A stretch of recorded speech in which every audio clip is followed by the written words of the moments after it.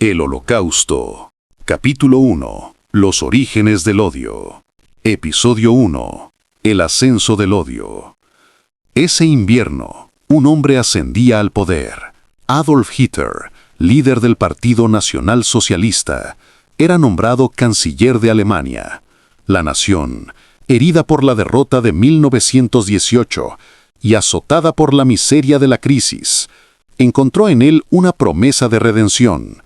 Pero esa promesa nacería del odio. Mientras unos celebraban la esperanza de un nuevo comienzo, otros percibían con claridad que la historia se estaba volviendo contra ellos.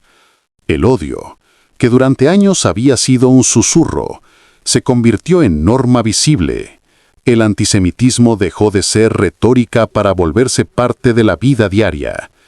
No solo se quemaban páginas, se incendiaban ideas, se reducía a cenizas la voz de una generación. Cada chispa era un aviso, la cultura libre estaba muriendo.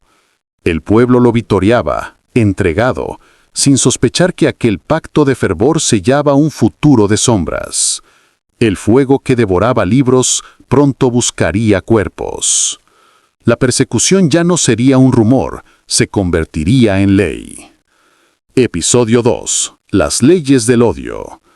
En medio de desfiles y discursos, se aprobaron las leyes de Nuremberg. A partir de ese día, los judíos dejaron de ser ciudadanos alemanes. Se les arrancaba su identidad legal, convirtiéndolos en extranjeros en su propia tierra. Hasta el amor fue criminalizado. Los matrimonios mixtos se prohibieron y la intimidad se transformó en delito. Las emociones más humanas se convirtieron en pruebas de traición. Las nuevas generaciones fueron moldeadas en el desprecio. El antisemitismo dejó de ser una opinión para convertirse en materia obligatoria. Profesiones, negocios, derechos básicos, todo comenzó a ser arrancado de raíz. El proyecto no era oculto, se buscaba borrar a un pueblo de la vida pública. La estrella era el estigma, el inicio de la invisibilidad, una marca que señalaba a inocentes como culpables. El odio legislado pronto se transformaría en violencia desatada. Episodio 3. La noche rota. Fue la Kristallnacht, la noche de los cristales rotos, un estallido coordinado de violencia contra los judíos. Tiendas, hogares y templos fueron devastados en cuestión de horas. Las sinagogas, espacios sagrados de oración, fueron consumidas ante la pasividad de las autoridades. Lo que debía proteger miraba. Lo que debía detener celebraba. El miedo dejó de ser abstracto, se volvió concreto, físico, un visitante que derribaba puertas en la madrugada. Más de 30.000 judíos fueron detenidos y enviados a campos de concentración. La Kristallnacht no fue un estallido espontáneo, fue un ensayo general del horror. Aquella noche no solo destruyó escaparates, quebró familias, arrancó la fe en la seguridad y anunció un futuro aún más brutal. La Kristallnacht había arrancado la seguridad. Ahora comenzaba la deportación. Episodio 4. El camino hacia la guerra. Alemania ya no se conformaba con leyes ni con pogromos. La maquinaria nazi avanzaba sobre territorios vecinos. Cada paso militar era un paso más hacia un proyecto totalitario que necesitaba conquistar y dominar. Polonia, con su numerosa comunidad judía, se convirtió en el próximo objetivo. En sus calles aún se respiraba vida y cultura, sin saber que pronto se convertiría en un campo de pruebas de la barbarie.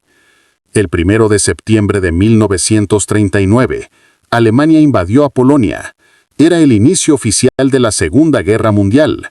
Con ella comenzaba también la fase más oscura de la persecución. Los judíos polacos fueron encerrados en guetos, apartados de la población general. Las calles que antes eran bulliciosas se transformaron en prisiones a cielo abierto. En los guetos, el hambre se convirtió en un arma. La dignidad humana fue reducida a la lucha por sobrevivir un día más. Pero lo peor aún estaba por llegar. El plan dejaría de ser encierro y se convertiría en exterminio.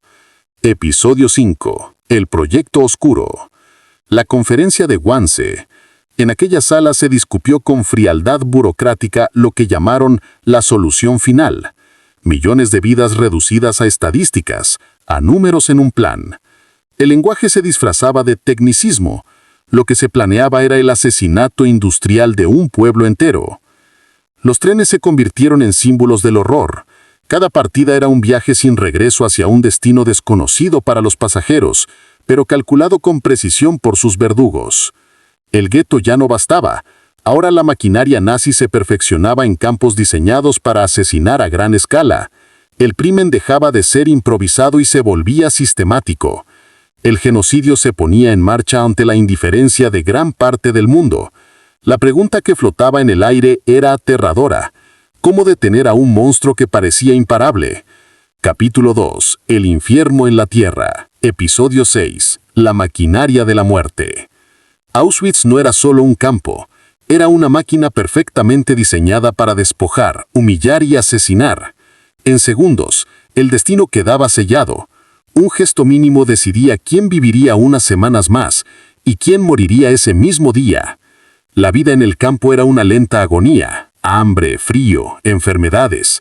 Cada jornada era una batalla por un pedazo de pan, por una bocanada de aire. El trabajo se convertía en otro instrumento de exterminio. Los cuerpos se consumían hasta el límite, y cuando ya no servían, eran reemplazados. Las chimeneas no dejaban de arder. Era humo humano, cenizas de miles. Auschwitz se convirtió en el epicentro del horror industrializado. Episodio 7. Resistencias ocultas. Incluso en medio del horror, la humanidad no se apagó. Hubo resistencia, pequeñas luces en la oscuridad. Algunos arriesgaron todo para dejar testimonio. Querían que el mundo supiera aunque ellos no sobrevivieran. Las manos que cosían y trabajaban también sembraban resistencia. Eran actos pequeños pero de una valentía inconmensurable. Algunos intentaron escapar. Pocos lo lograron, pero cada intento era una declaración. Aún había quien no se rendía. La música era resistencia. Una melodía podía ser el último refugio de humanidad en medio del infierno. Episodio 8. El giro de la guerra. Stalingrado fue la primera gran derrota de Hitler.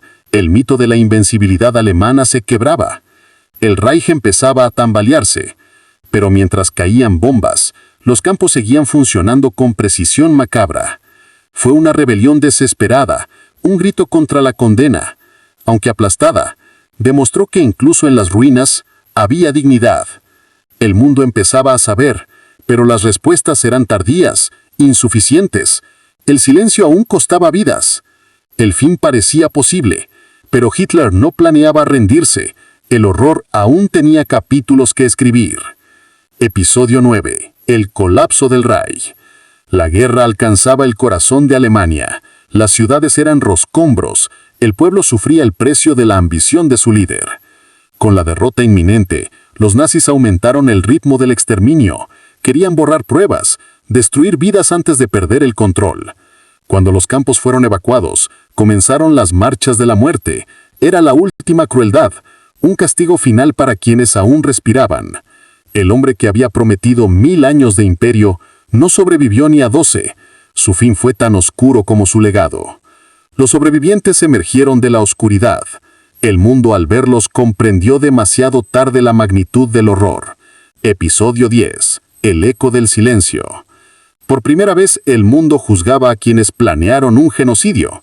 Se escucharon voces de sobrevivientes, relatos que hielan aún hoy. Cada palabra era una herida abierta, cada relato un recordatorio de lo que nunca debía repetirse. La liberación no trajo felicidad inmediata, trajo vacío, desarraigo, la certeza de que nada volvería a ser igual. El mundo comenzó a levantar memoriales, no para embellecer el pasado, sino para mantener viva la advertencia. El Holocausto no es solo historia, es un eco que nos persigue, una advertencia que clama, nunca más. Pero el eco del odio nunca muere del todo. La pregunta es si la humanidad aprenderá de la memoria o volverá a repetir la oscuridad.